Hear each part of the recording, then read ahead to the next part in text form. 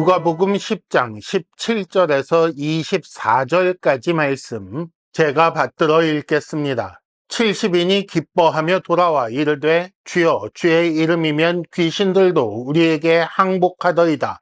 예수께서 이르시되 사탄이 하늘로부터 번개같이 떨어지는 것을 내가 보았노라.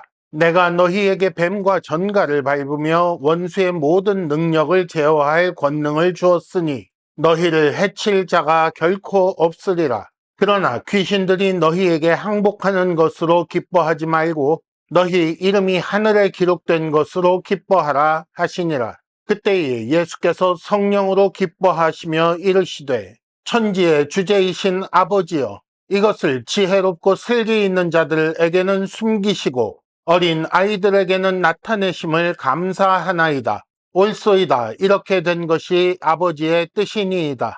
내 아버지께서 모든 것을 내게 주셨으니 아버지 외에는 아들이 누구인지 아는 자가 없고 아들과 또 아들의 소원대로 계시를 받은 자 외에는 아버지가 누구인지 아는 자가 없나이다 하시고 제자들을 돌아보시며 조용히 이르시되 너희가 보는 것을 보는 눈은 복이 있도다. 내가 너희에게 말하노니 많은 선지자와 임금이 너희가 보는 바를 보고자 하였으되 보지 못하였으며 너희가 듣는 바를 듣고자 하였으되 듣지 못하였느니라. 아멘. 지난 시간에 우리는 예수께서 70명의 제자들을 따로 세워서 둘씩 보내시며 하나님 나라가 가까이 왔다라는 소식을 전하게 하신 일을 함께 읽었습니다.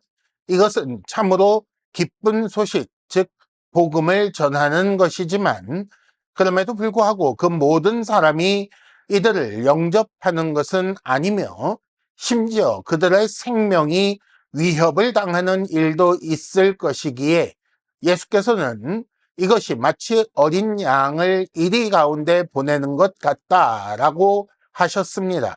하지만 이 일을 미룰 수가 없는 것이 추수할 것이 많은 때, 즉 추수가 임박한 때를 맞이하였기 때문이며 따라서 주께서는 추수하는 주께 청하여 추수하는 일꾼을 보내주소서라고 구하며 갈 수밖에 없다고 가르쳐 주셨습니다. 준비되어 있지 않은 세상을 향하여 준비되어 있지 않은 제자를 보내시며 그들이 자기 스스로의 지혜와 능력을 의지하거나 자기 힘으로 그 일을 준비하지 않도록 하신 것이며 오직 하나님의 공급하신 것으로 그 모든 일을 감당할 것을 가르쳐 주신 것입니다. 그렇게 나갔던 일꾼들이 그 70명의 제자들이 오늘 본문 17절을 보면 돌아왔다라고 하고 있습니다. 당연히 그들이 나가서 어떤 일을 만났고 그것을 어떻게 해 나갔는지 예수님께 보고했을 것이며 또 그렇게 보고하는 제자들 70명을 향하여 예수께서 어떤 가르침을 주셨다는 사실을 우리는 쉽게 알 수가 있습니다. 이 가르침이 지금 우리 하나님의 백성들의 삶의 마음가짐, 우리가 죄의 일을 감당하는 그 마음의 자세를 알게 하는 것입니다. 오늘 본문 17절에 보면 70인이 기뻐하며 돌아왔다라고 되어 있습니다. 그들을 보내신 예수님의 명령을 따라 그들에게 맡겨진 어떤 할 일을 하면서 경험한 그 무엇 때문일 것입니다. 그들은 도대체 무엇을 경험했기에 기뻐하며 돌아왔을까요? 주의 이름이면 귀신들도 항복하도이다 라고 기쁨의 이유를 말하고 있습니다. 이것이 왜 기쁨이 될까요? 원래 귀신은 사람이 제어할 수 없는 존재입니다. 예를 들어서 우리가 이미 읽었던 8장 말씀에서 거라사 지방에 살던 그 귀신 들린 사람의 이야기를 기억해 보시기 바랍니다. 그 사람을 쇠사슬로도 묶어 놓을 수 없었다. 쇠사슬도 그 귀신은 제어할 수 없었다라고 되어 있습니다. 그렇게 사람이 제어할 수 없는 귀신이 그럼에도 불구하고 예수의 이름이면 예수의 권세에 대해서는 항복하더라라는 것이지요. 그것도 예수께서 친히 나서신 것이 아니라 그 자신들, 즉 70인이 대신 예수의 이름만 대도 그 귀신들이 제어가 되었기 때문에 참으로 신기하고 기뻐하며 돌아왔다는 것입니다. 이 보고를 들으신 예수께서 말씀하시기를 18절에 사탄이 하늘로부터 마치 번개처럼 떨어지는 것을 보았다라고 말씀하십니다. 마치 번개가 하늘에서 땅으로 순식간에 내려 꽂히듯이 사탄이 하늘에서 떨어지는 것을 보셨다는 그런 말씀이지요. 이것이 무슨 의미입니까? 사람의 통제가 불가능한, 사람이 제어할 수 없는 그 악한 영적 세력이 이제 예수의 이름을 통해 통제하는 것이, 제어하는 것이 가능하게 되었고, 그래서 그 모든 악한 영적 세력의 머리인 사탄이, 그리고 그의 왕국이 무너지기 시작하는 것을 보았다. 그 모든 일이 이제 시작되었다라는 그런 말씀일 것입니다. 이는 예수로 인해 시작된 마귀에 대한 심판의 모습을 보여주는 것입니다. 또한 이것은 창세기 3장 15절에 나오는 여자의 후손이 네 머리를, 즉 뱀의 머리를 상하게 할 것이다 라는 하나님의 말씀이 성취되기 시작한 것입니다. 그것도 예수 홀로 그렇게 행하시는 것이 아니라 예수께 속하여 그의 권능을 받은 모든 자들이 19절 표현대로 하면 뱀과 전갈을 밟으며 원수를 제어하는 일이 가능해졌다. 그것이 시작되었다라는 그런 말씀입니다.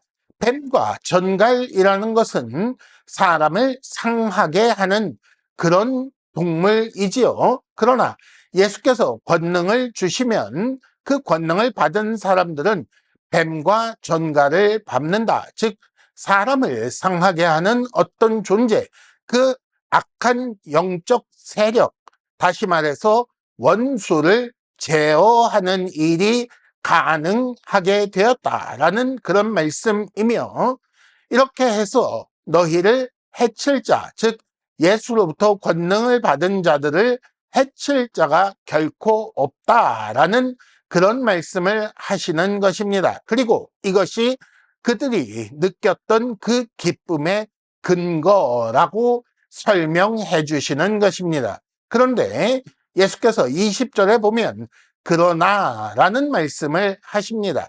기쁨의 이유, 그 깊은 근거를 설명하신 후에 그러나 라는 말을 덧붙이고 계시는 거지요. 그러나 뭐라고 하셨습니까? 귀신이 항복하는 것으로 기뻐하지 말라.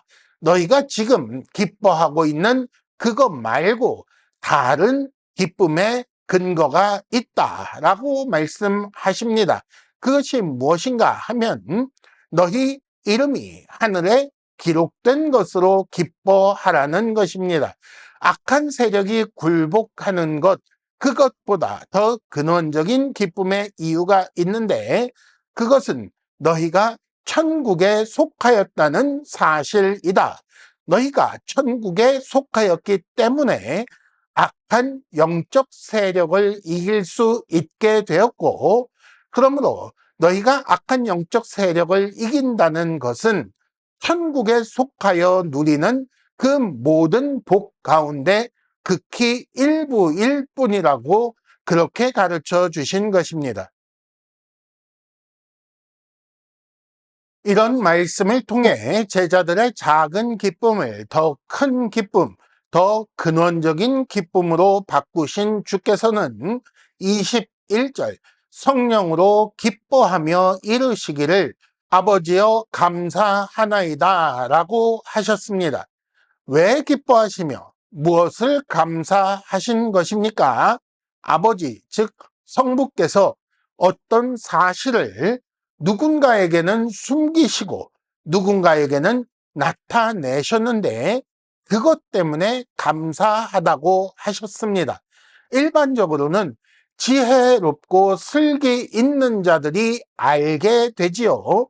반대로 어리석은 자들에게는 그런 지식들이 숨겨지는 법입니다.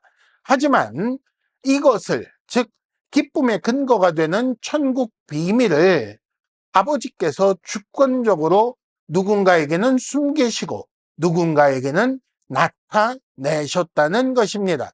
만일 천국 비밀이 자연의 이치와 같다면, 그렇다면 이 세상에서 지혜롭고 슬기 있는 자들 혹은 연륜이 있는 자들, 세상에 힘을 가진 자들이 알게 될 것이고, 그렇다면 그런 자들이 세상에서 모든 것을 누리다가 심지어 천국까지도 차지하게 될 것이지만, 그러나 어린 아이, 즉 세상에서 부족하고 약하고 어리석은 자, 심지어 갓난 아이라도 이들에게 알게 하시면 아는 것이 천국 비밀이 되게끔 하셨다라는 그런 말이 되겠습니다.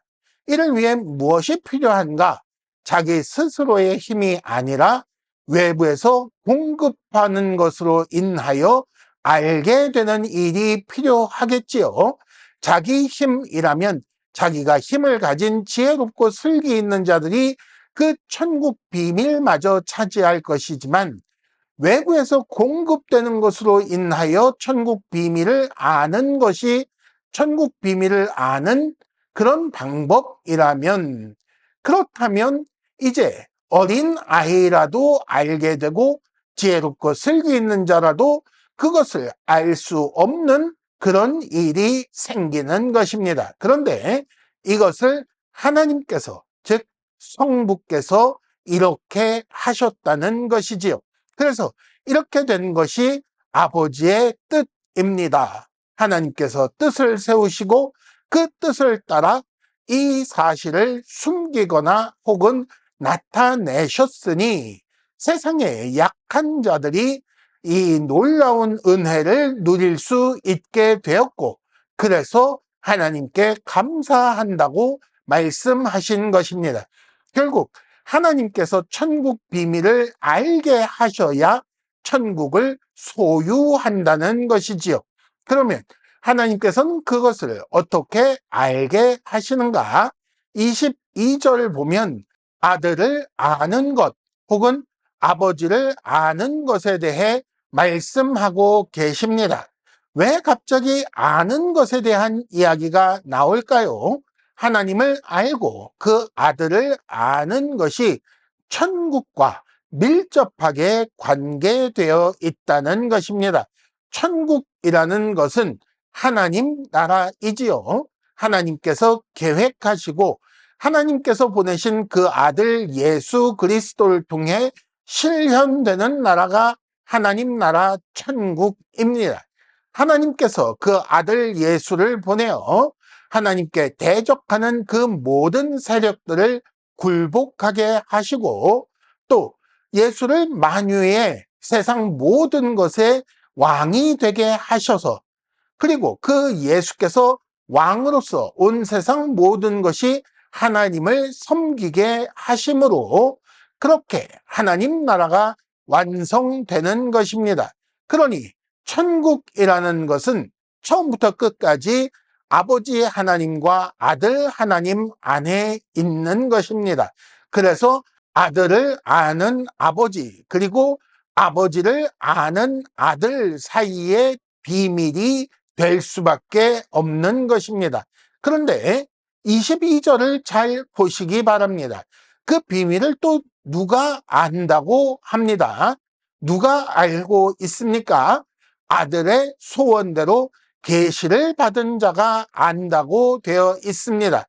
아버지 하나님과 아들 하나님 그 두 분만 아는 비밀이었던 천국이 이제는 아들의 소원대로 계시를 받은 사람도 아는 그런 비밀이 되었다는 것입니다. 아버지 하나님께서는 아들을 통해 자신을 알게 하시며 아들 예수께서는 아버지를 통해 자신을 알리시는 그런 분이시고, 그렇게 해서 하나님께서 또 아들이 알리신 그 하나님을 또 아들을 아는 자들에게 천국 비밀이 알려지는 것입니다. 절대로 하나님을 알 수 없는 사람에게 하나님께서 친히 알게 하시고 이를 통해 천국을 얻게 하셨으니 이것이 참으로 놀라운 일이요, 세상적인 힘에 의지하지 않는 그런 하나님 나라를 세우신 것, 그런 뜻을 세우신 것을 지금 감사하고 계신 것입니다. 이어서 예수께서는 23절에 제자들을 돌아보시며 어떤 말씀을 하십니다. 왜 하실까요? 더 큰 기쁨과 더 큰 감사를 가지게 하시려는 것입니다. 그러면 무슨 말을 하셨는가요? 너희가 보는 것을 보는 눈이 복이 있다라고 말씀하십니다. 이 70명 그 제자들이 어떤 것을 보았다, 어떤 것을 경험하였다. 그런데 그 똑같은 것을 보는 자, 그것을 경험하는 자에게 복이 있다라고 그렇게 말씀하신 것입니다. 복이 있다는 사실을 알았으니 기뻐하며 감사할 수 있게 되는 것이지요. 그러므로 이들이 무엇을 보고 무엇을 경험했는지 알면 우리도 기뻐하며 감사할 수 있을 것입니다. 그들은 과연 무엇을 보았을까요? 물론 귀신이 항복하는 것을 보았습니다만은, 그러나 그것이 중요한 것이 아니고 그것 때문에 기뻐할 일이 아니라 천국을 소유한 것, 천국에 속하게 된 것, 그 천국을 경험한 것을 기뻐하라라고 이미 말씀하셨습니다. 천국 비밀을 알게 된 것, 그렇게 천국을 소유했다는 증거를 가지게 된 것을 기뻐해야 한다는 것이지요.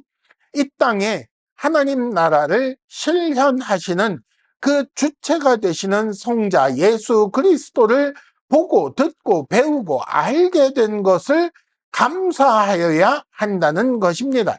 그 성자를 통해 이루어지는 하나님 나라를 경험한 것이 복이니 그것을 감사하라는 그런 말씀이지요. 그런데 이것을 아무나 경험하는 것이 아니라고 이어서 말씀하십니다. 24절에 보면 많은 선지자와 임금이 이것을 보고자 하였으나 보지 못하였고 듣고자 하였으나 듣지 못하였다고 말씀하십니다. 세상에 속한 세상 욕심 때문에 세상을 추구하는 그런 사람들이 보고 듣지 못하였다고 그렇게 말씀하시는 것이 아니지요. 보고자 했고 듣고자 했던 그런 사람들, 보고 들어야 할 것이 무엇인지 심지어 알고 있었던 그 사람들에 대한 말씀입니다. 하나님 나라에 대한 말씀을 들었고 그것이 실현되는 것을 보고 싶어 했던 그 사람들을 말하는 것이지요. 메시아를 통해 실현될 하나님 나라의 예언을 하였던 그 많은 선지자들, 그리고 선조들, 또 왕들을 말하고 있는 것입니다. 예를 들어서 아브라함이나 다윗 같은 사람들, 그들을 말씀하고 있는 것이지요. 그런 구약의 인물들은 마치 모세가 느보산에 올라서 가나안 일대를 보고도 멀리서 바라보나 경험할 수 없었던 그런 사람들을 말씀하시는 것입니다.